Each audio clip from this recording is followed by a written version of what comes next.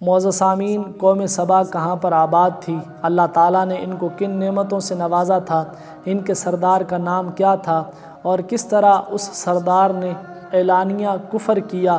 اللہ تعالیٰ نے کتنے انبیاء کو ان کی طرف بھیجا؟ اور اللہ تعالیٰ نے ان پر عذاب کس طرح نازل فرمایا؟ اور عذاب کی صورت میں جو سیلاب آیا اس کا سبب کیا تھا؟ وہ سیلاب کس طرح آیا؟ اور آخر میں ہم ذکر کریں گے کہ اس واقعے سے ہمیں کیا درس ملتا ہے۔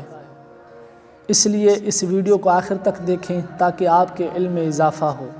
معزز سامعین، سبا عرب کا ایک قبیلہ ہے جو اپنے مورث اعلیٰ سبا بن یشجب بن یعرب بن قحطان کے نام سے مشہور ہے۔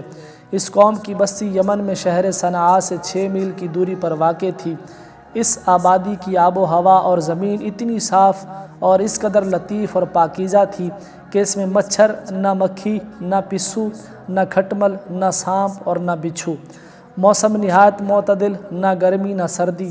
یہاں کے باغات میں کثیر پھل آتے تھے کہ جب کوئی شخص سر پر ٹوکرا لیے گزرتا تو بغیر ہاتھ لگائے قسم قسم کے پھلوں سے اس کا ٹوکرا بھر جاتا تھا۔ غرض یہ قوم بڑی فارغ البالی اور خوشحالی میں امن اور سکون اور آرام و چین سے زندگی بسر کرتی تھی، مگر نعمتوں کی کثرت اور خوشحالی نے اس قوم کو سرکش بنا دیا تھا۔ اللہ تعالیٰ نے اس قوم کی ہدایت کے لیے یکے بعد دیگرے 13 نبیوں کو بھیجا جو اس قوم کو اللہ تعالیٰ کی نعمتیں یاد دلا دلا کر عذاب الہی سے ڈراتے رہے، مگر ان سرکشوں نے اللہ کے مقدس نبیوں کو جھٹلا دیا۔ اور اس قوم کا سردار جس کا نام حماد تھا، وہ اتنا متکبر اور سرکش آدمی تھا کہ جب اس کا لڑکا مر گیا تو اس نے آسمان کی طرف تھوکا اور اپنے کفر کا اعلان کر دیا، اور اعلانیہ لوگوں کو کفر کی دعوت دینے لگا، اور جو کفر کرنے سے انکار کرتا اس کو قتل کر دیتا تھا، اور اللہ تعالیٰ کے نبیوں سے نہایت ہی بے ادبی اور گستاخی کے ساتھ کہتا تھا کہ آپ لوگ اللہ سے کہہ دیجئے کہ وہ اپنی نعمتوں کو ہم سے چھین لے۔ جب حماد اور اس کی قوم کا طغیان اور عصیان بہت زیادہ بڑھ گیا تو اللہ تعالیٰ نے اس قوم پر سیلاب کا عذاب بھیجا، جس سے ان لوگوں کے باغات اور اموال اور مکانات سب غرق ہو کر فنا ہو گئے، اور پوری بستی ریت کے تودوں میں دفن ہو گئی، اور اس طرح یہ قوم تباہ و برباد ہو گئی کہ ان کی بربادی ملک عرب میں ضرب المثل بن گئی۔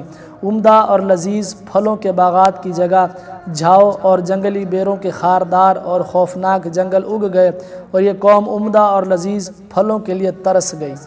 معزز سامعین، قوم سبا پر سیلاب کس طرح آیا؟ قوم سبا کی بستی کے کنارے پہاڑوں کے دامن میں بند باندھ کر ملکہ بلقیس نے 3 بڑے بڑے تالاب نیچے اوپر بنا دیے تھے۔ ایک چوہے نے اللہ کے حکم سے بند کی دیوار میں سوراخ کر دیا، اور وہ بڑھتے بڑھتے بہت بڑا شگاف بن گیا، یہاں تک کہ بند کی دیوار ٹوٹ گئی اور اچانک زوردار سیلاب آ گیا۔ بستی والے اس سوراخ اور شگاف سے غافل تھے اور اپنے گھروں میں چین کی نیند سو رہے تھے۔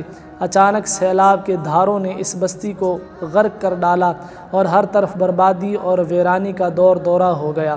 اللہ تعالیٰ نے قوم سبا کی اس ہلاکت آفرین سیلاب کا تذکرہ فرماتے ہوئے قرآن مجید فرقان حمید کے پارہ نمبر 22 سورہ سبا کی آیت نمبر 15 تا 17 میں ارشاد فرمایا، جس کا ترجمہ ہے: بے شک سبا کے لیے ان کی آبادی میں نشانی تھی، 2 باغ داہنے اور بائیں، اپنے رب کا رزق کھاؤ اور اس کا شکر ادا کرو، پاکیزہ شہر اور بخشنے والا رب۔ تو انہوں نے منہ پھیرا تو ہم نے ان پر زور کا سیلاب بھیجا، اور ان کے باغوں کے عوض 2 باغ انہیں بدل دیے، جن میں بدمزہ میوہ اور جھاؤ اور کچھ تھوڑی سی بیریاں۔ ہم نے انہیں یہ بدلہ دیا ان کی ناشکری کی سزا، اور ہم کسے سزا دیتے ہیں؟ اسی کو جو ناشکرا ہے۔ معزز سامعین، قوم سبا کی یہ ہلاکت اور بربادی ان کی سرکشی اور اللہ تعالیٰ کی نعمتوں کی ناشکری کے سبب سے ہوئی۔ ان کی بدعمالیاں اور اللہ تعالیٰ کے نبیوں کے ساتھ بے ادبیاں اور گستاخیاں جب بہت بڑھ گئیں تو اللہ تعالیٰ نے ان پر اپنا قہر اور غضب سیلاب کی صورت میں نازل فرمایا اور ان کو تباہ و برباد کر دیا۔ سچ ہے، نیکی کا اثر آبادی اور بدی کا اثر بربادی ہے، لہٰذا ہر نعمت پانے والی قوم کو لازم ہے کہ اللہ کی نعمتوں کا شکر ادا کرے اور سرکشی اور گناہ سے ہمیشہ کنارہ کشی اختیار کرے، ورنہ خطرہ ہے کہ عذاب الہی نہ اتر پڑے، کیونکہ جو قوم سرکشی اور بدعمالی کو اپنا طریقہ کار بنا لیتی ہے اس کا لازمی اثر یہی ہوتا ہے کہ وہ قوم عذاب الہی کی مار سے برباد اور اس کی آبادیاں تہس نہس ہو کر ویرانہ بن جاتی ہیں۔ اللہ تعالی ہم سب کو قرآن پڑھنے، سمجھنے اور اس پر عمل کرنے کی توفیق عطا فرمائے، آمین۔